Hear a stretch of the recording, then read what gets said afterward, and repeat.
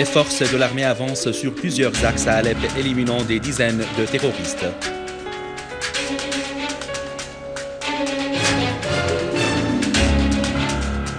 Progression de l'armée arabe syrienne à Mleh et destruction des tunnels creusés par les terroristes.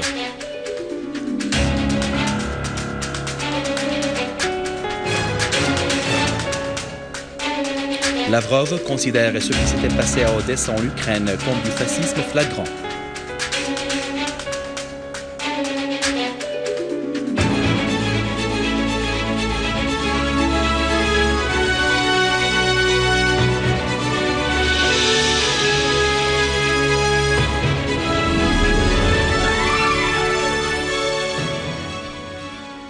Mesdames et messieurs, bon après-midi et bienvenue à notre journal. L'armée arabe syrienne poursuit sa progression dans la localité de Mleh à Ghouta Est. Des sources sur le terrain ont indiqué que l'armée arabe syrienne avait découvert à l'est de Mleh un atelier pour la fabrication d'obus de mortier et de charges explosives. L'armée arabe syrienne à Mleh a avancé après avoir repoussé une grande attaque des hommes armés contre les deux points de contrôle militaire d'Al-Nour et d'Al-Makhfar pour qu'elle passe ensuite à progresser au fond de Ghouta suite à la détérioration surprenante des hommes armés. L'opération, dont la durée a dépassé 40 jours, est gouvernée par nombre de facteurs, à savoir la recherche des tunnels et le désamorçage des charges explosives plantées dans les rues et les maisons.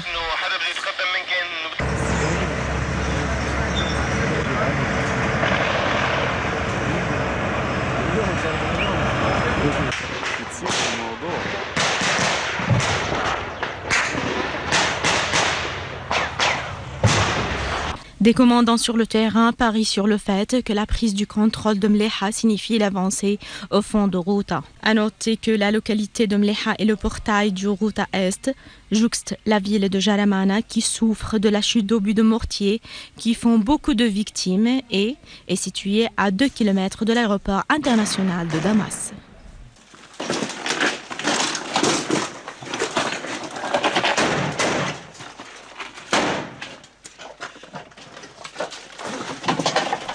À Alep, des unités de l'armée et des forces armées ont éliminé de grands nombres de terroristes et détruit leurs armes dans des attaques contre leurs repères à Ramous et Laïramoun et dans la cité industrielle à Sheikh Najjar. Une source militaire a indiqué que des terroristes ont été tués et d'autres blessés dans des opérations de l'armée contre le rassemblement dans cette village dans la banlieue d'Alep. De même, des unités de l'armée ont repoussé des terroristes qui tentaient d'attaquer la prison centrale d'Alep, leur causant de lourdes pertes.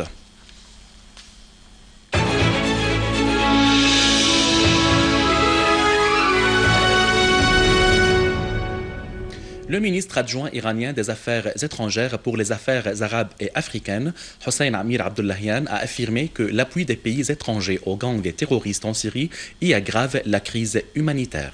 Lors de sa rencontre avec Peter Morer, président du Comité international de la Croix-Rouge, Abdullahian a appelé à ne pas politiser les questions humanitaires en Syrie, réitérant la disposition de l'Iran à coopérer avec le Comité international de la Croix-Rouge pour distribuer des aides humanitaires en Syrie. À noter que le ministre iranien des Affaires étrangères, Mohammad Jawad Zarifi, a affirmé à Morer l'importance que les questions humanitaires ne se muent point en prétexte à des fins politiques en Syrie. De son côté, Morer a appelé à la coopération des pays influents, notamment l'Iran, dans l'octroi des aides humanitaires aux Syriens.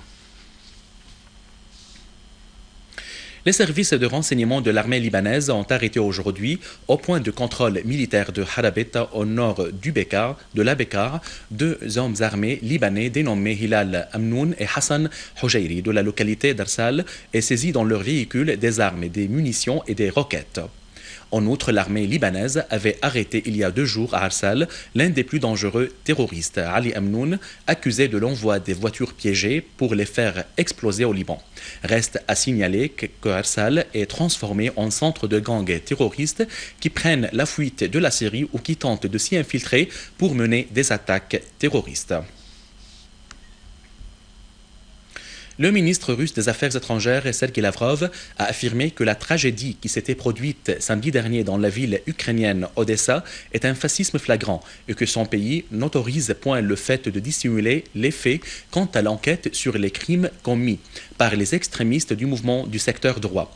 Dans la ville, lors des cérémonies réservé au dépôt de fleurs à l'occasion de la victoire sur le fascisme, Lavrov a indiqué que l'Europe ne prend pas en compte, depuis de longues années, l'accroissement des partisans de l'idéologie fasciste, soulignant le recrutement de nouveaux partisans de fascisme et l'organisation des marches en hommage aux anciens éléments condamnés comme criminels à la cour de Nuremberg.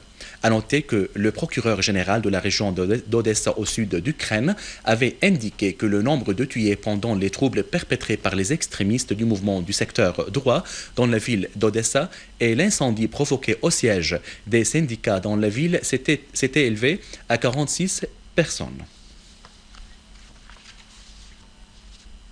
À la fin de ce journal, je vous rappelle les principaux titres.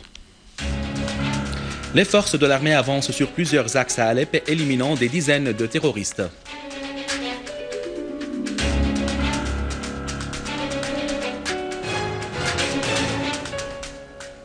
La progression de l'armée arabe syrienne à Mleh et destruction des tunnels creusés par les terroristes.